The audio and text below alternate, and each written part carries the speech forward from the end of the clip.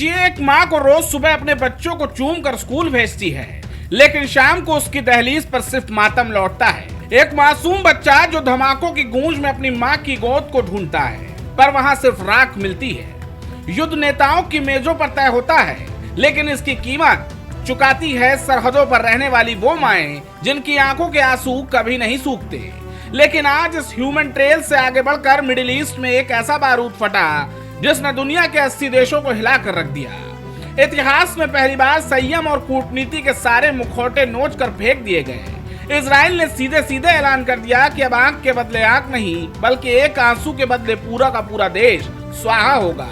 जी हाँ, ईरान नहीं, इजराइल ने एक दूसरे मुस्लिम देश को नक्शे से मिटाने और उसे जिंदा जलाने की कसम खा ली है। खेल ऐसा पलटा कि अमेरिका की भी गिग्गी बन गई। आखिर क्या है विनाशकारी महाक्रोध? यह युद्ध की वो सनक है जो पूरी दुनिया को तीसरे विश्व युद्ध की भट्टी में झोंक सकती है। अब तक इजराइल का निशाना सिर्फ ईरान था, लेकिन अब इस जंग की आग में एक और पूरा का पूरा मुस्लिम मुल्क जलकर खाक होने जा रहा है। ये मुल्क है लेबनान। इजराइल के दक्षिणपंथी और सबसे आक्रामक national security minister Itamar Ben Gvir ने ये वो कह दिया जिसे सुनकर महाशक्ति अमेरिका के भी हाथ पांव फूल गए। बैन गवीर ने खुलेआम दहाड़ते हुए कहा कि इजराइल में रहने वाली किसी भी मां की आंख से एक आंसू भी गिरा तो लेबनान की हजारों माताओं को खून के आंसू रोना पड़ेगा। हम पूरे लेबनान को जलाकर राख कर देंगे। लेकिन सवाल ये कि अचानक इजराइल इस कदर बेकाबू क्यों हुआ? इसकी क्रोनोलॉजी को समझिए, जिसने इजराइल की पीठ में छुरा घोंप दिया। अमेरिका ने अपने फायदे के लिए ईरान के साथ हाथ मिलाया और लेबनान में बैठे हिजबुल्लाह के आतंकियों को खुला छोड़ दिया, जो रोज इजराइल पर रॉकेट बरसा रहे हैं।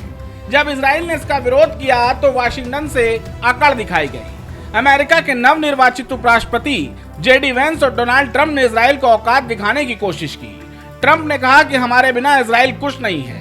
वेंस ने धमकी दी कि जिन हथियारों से इजराइल लड़ रहा है वो भी भीख में हमने दिए हैं, इसलिए नेतन्याहू ज्यादा होशियारी न दिखाएं। लेकिन महाशक्ति अमेरिका ये भूल गई कि आज का इजराइल किसी की धौंस सहने के मूड में नहीं है। अमेरिका की इस गीदड़ भपकी पर इजराइल तमा उठा। इतमार बैन गवीर ने अमेरिका को दो टूक जवाब देते हुए कहा कि हम अमेरिकियों का सम्मान करते हैं, लेकिन अपने बच्चों के खून की कीमत पर नहीं। बेंजामिन नेतन्याहू से मैंने साफ कह दिया है कि मिडिल ईस्ट में जब ये पिंग पोंग का खेल बंद होना चाहिए।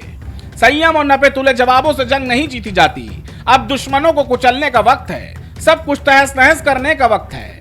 सोचिए, ये सिर्फ एक बयान नहीं, ये एक संप्रभु देश को पूरी तरह तबाह करने की खुली सैन्य धमकी है। एक तरफ वो मासूम माएं हैं जो इस नफरत की आग में झुलस रही हैं, और दूसरी तरफ नेताओं का वो अहंकार जो पूरी सभ्यता को मटियामेट करने पर आमादा है। अमेरिका ने आग बुझाने के बजाय उसमें घी डालने का काम किया। अब इजराइल गुस्से में है, बेकाबू है और आर पार के मूड में। लेकिन क्या एक आंसू का बदला पूरे देश को जला कर लिया जा सकता है? क्या इजराइल का यह बेहद आक्रामक और खतरनाक स्टैंड सही है, या यह दुनिया के विनाश का काउंटडाउन है? अपनी राय कमेंट बॉक्स में जरूर लिखिए। Output desk, prime TV.